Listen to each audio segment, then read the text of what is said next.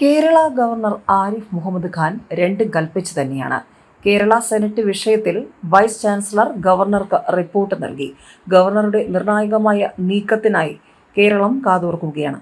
4 vice ചാൻസലർമാരുടെ hearing 24-ന്. ഗവർണറുടെ നിർദ്ദേശപ്രകാരം സെർച്ച് കമ്മിറ്റിയിലേക്ക് സെനറ്റിന്റെ പ്രതിനിധിയെ തെരഞ്ഞെടുക്കുന്നതിന് കേരള VC വിളിച്ചു ചേർത്ത സെനറ്റ് യോഗത്തിൽ വിദ്യാഭ്യാസ മന്ത്രി ആർ ബിന്ദു ചാൻസലർ എന്ന നിലയിൽ യോഗത്തിൽ അധ്യക്ഷം വഹിച്ചത് സംബന്ധിച്ച് കേരള VC ഡോക്ടർ മോഹൻ കുന്നുമേൽ ഗവർണറെ നേരിൽ കണ്ട് റിപ്പോർട്ട് നൽകി. ഗവർണർ ആവശ്യപ്പെട്ടതനുസരിച്ചാണ് VC റിപ്പോർട്ട് നൽകിയത്.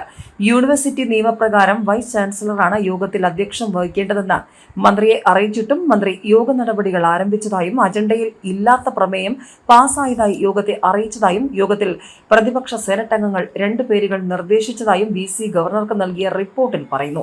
നിർദ്ദേശിച്ച പ്രതിനിധികളുടെ പേരുകൾ ഗവർണർ സ്വീകരിക്കാൻ സാധ്യതയില്ലെങ്കിലും VC അധ്യക്ഷത വഹിക്കേണ്ട യോഗത്തിൽ ചാൻസലറുടെ അനുമതി കൂടാതെ മന്ത്രി ചാൻസലർ എന്ന നിലയിൽ അധ്യക്ഷം വഹിച്ചത് ക്രമവിരുദ്ധമാണെന്നും മേലിൽ ഗവർണറുടെ അനുമതി കൂടാതെ സെനറ്റ് യോഗത്തിൽ അധ്യക്ഷത വഹിക്കാൻ പാടില്ലെന്നും മന്ത്രിയെ ഗവർണർ അറിയിക്കുമെന്നറിയുന്നു.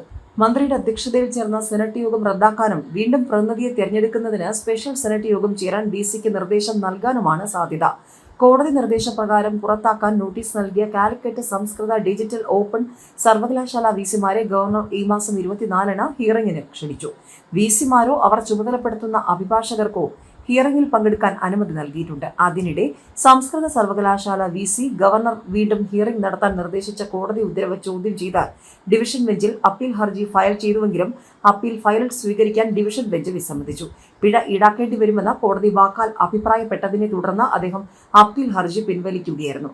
24-ന് തനിക്കോ തന്റെ അഭിഭാഷകനോ ഹിയറിംഗ് പങ്കെടുക്കുവാൻ അസൗകര്യമുണ്ടെന്ന് കാണിച്ച് സംസ്കൃത VC ഗവർണറുടെ സെക്രട്ടറിക്ക് കത്ത് നൽകിയിരിക്കുകയാണ്. ഹിയറിംഗ് യാതൊരു കാരണവശാലും മാറ്റില്ല എന്നറിയിച്ച ഗവർണറുടെ ഓഫീസ് ഓൺലൈനായി പങ്കെടുക്കാൻ നിർദ്ദേശിച്ചു.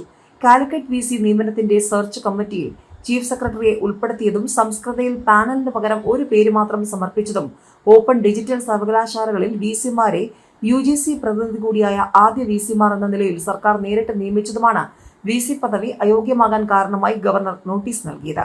ഗവർണർ നോട്ടീസ് നൽകിയിരുന്ന കേരള MG കുസാറ്റ് മലയാളം VCമാർ കാലാവധി പൂർത്തിയാക്കി വിരമിച്ചു.